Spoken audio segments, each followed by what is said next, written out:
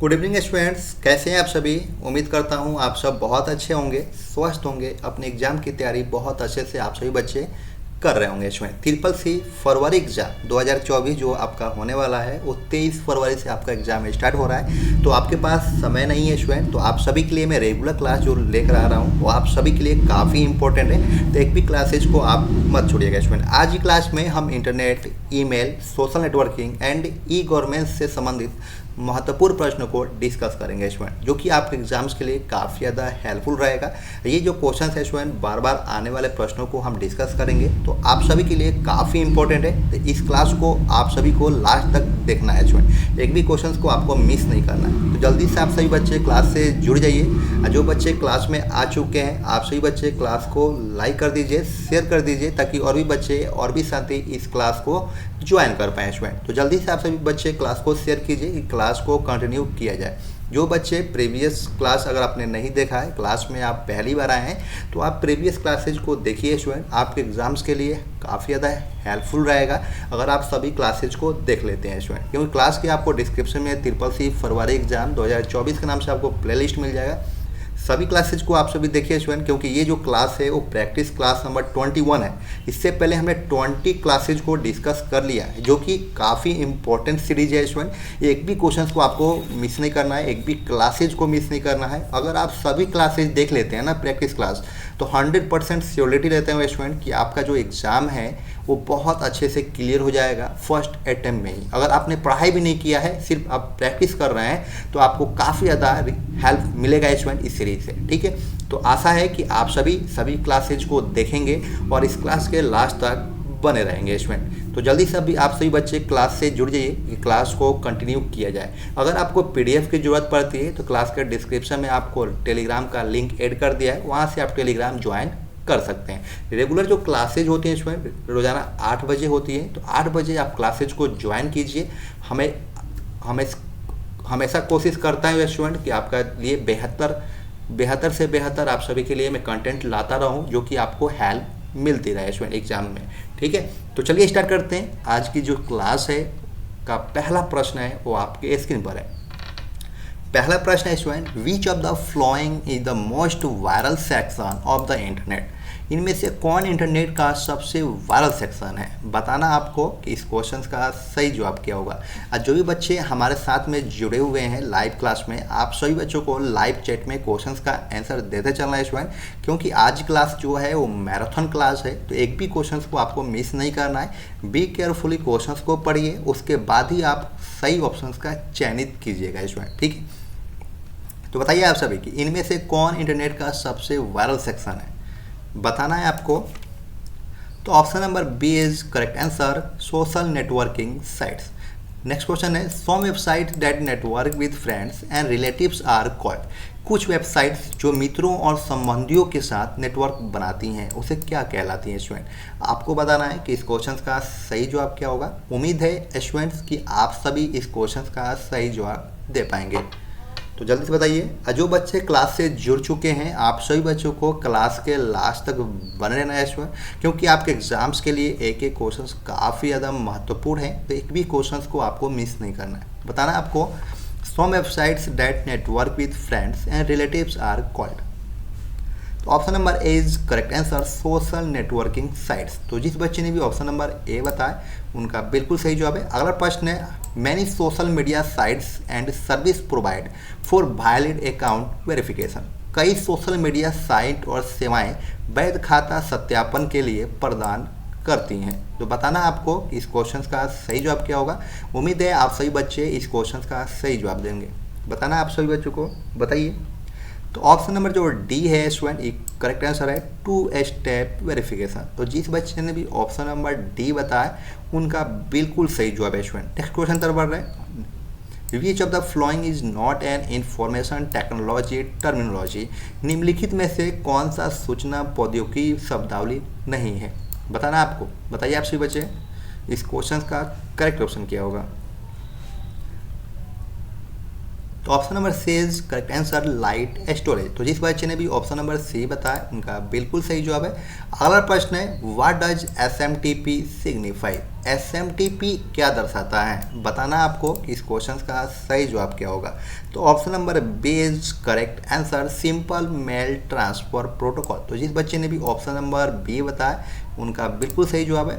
अगला प्रश्न है इन SMTP M stands for. SMTP में M से तात्पर्य है, बताना आपको कि इस क्वेश्चन का सही जवाब क्या होगा। तो option number A is correct answer mail. तो जिस बच्चे ने भी ऑप्शन नंबर ए बताया उनका बिल्कुल सही जवाब है। अगला प्रश्न है full form of WWW is. WWW का फुल फॉर्म क्या होता है, बताना आपको कि इस क्वेश्चन का सही जवाब क्या होगा। बताइए आप सभी। तो option number A is correct answer world wide web. तो जिस बच्चे ने भी ऑप्शन नंबर ए बताया उनका बिल्कुल सही जवाब है।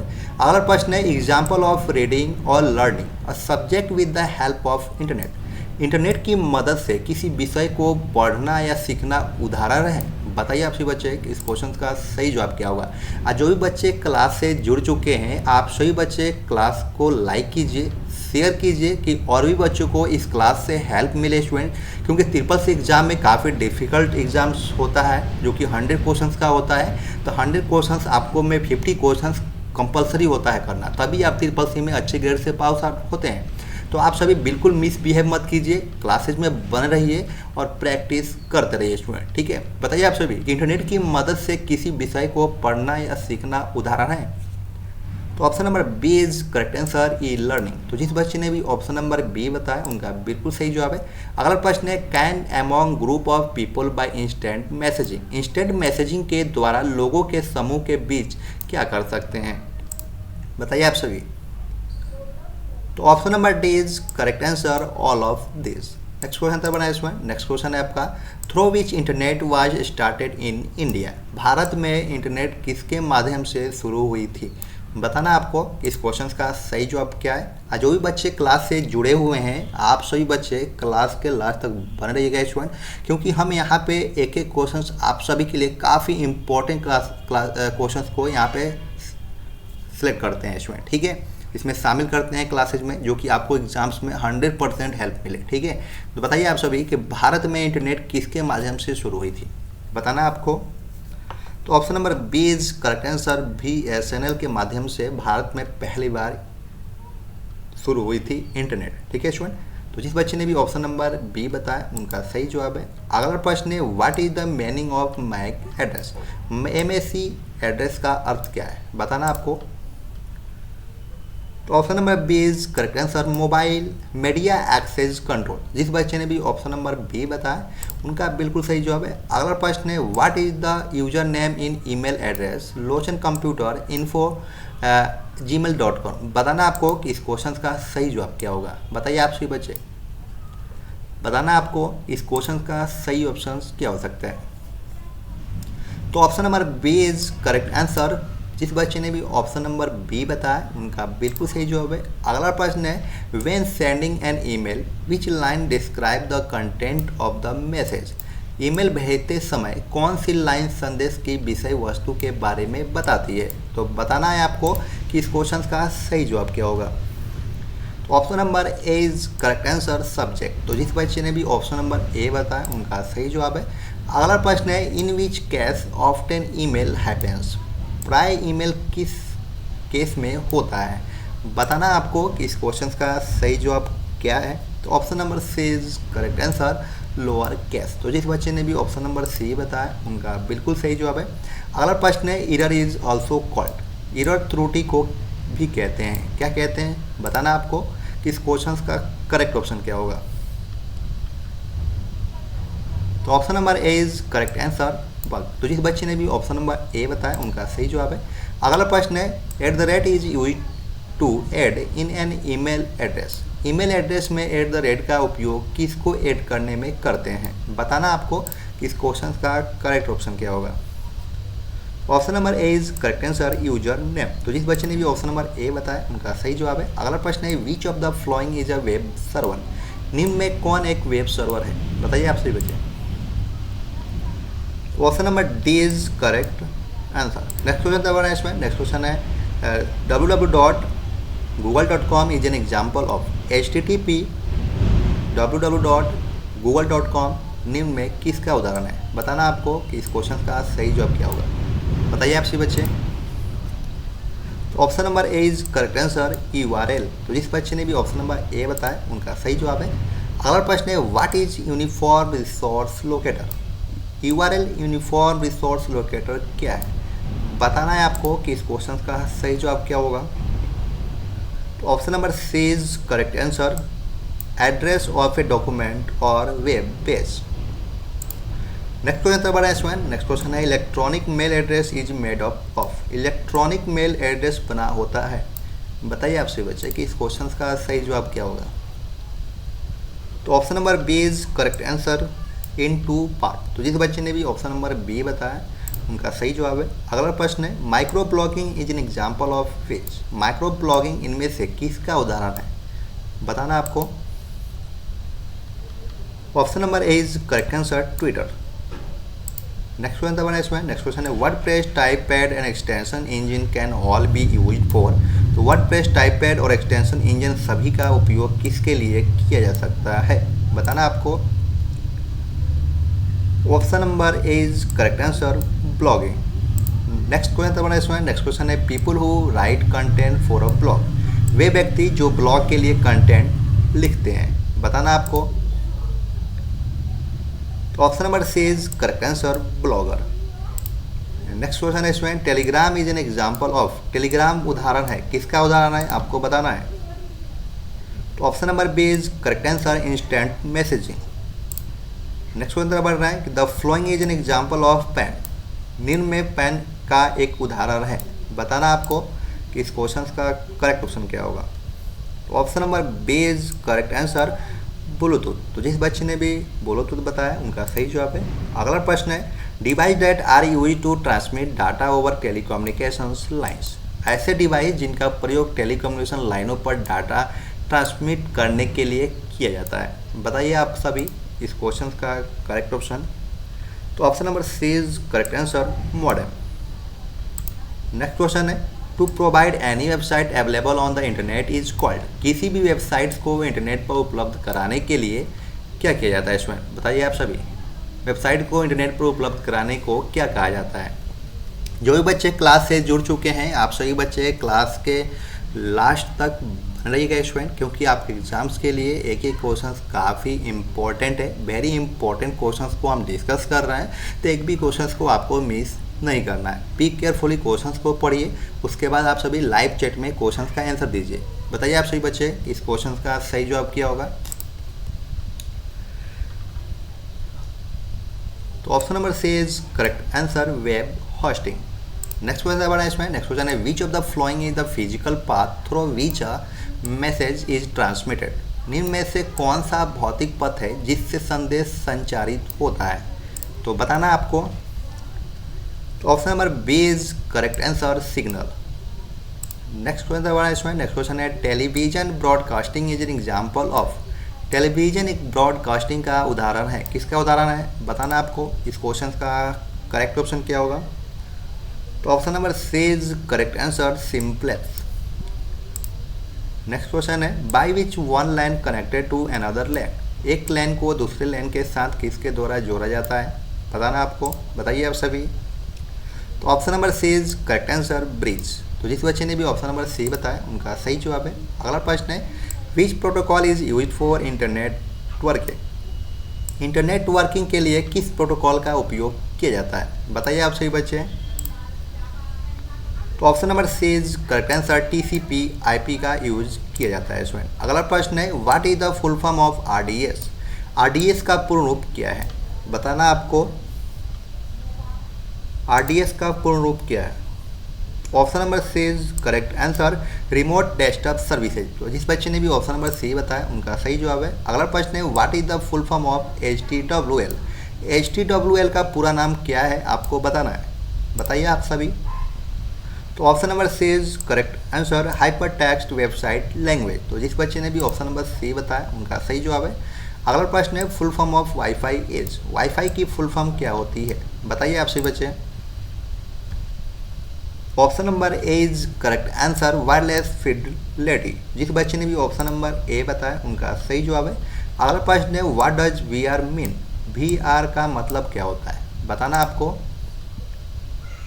तो option number C is correct answer virtual reality. तो जिस बच्चे ने भी ऑप्शन नंबर सी बताया उनका सही जवाब है। अगला प्रश्न है IRCTC इज IRCTC एक क्या है बताना आपको।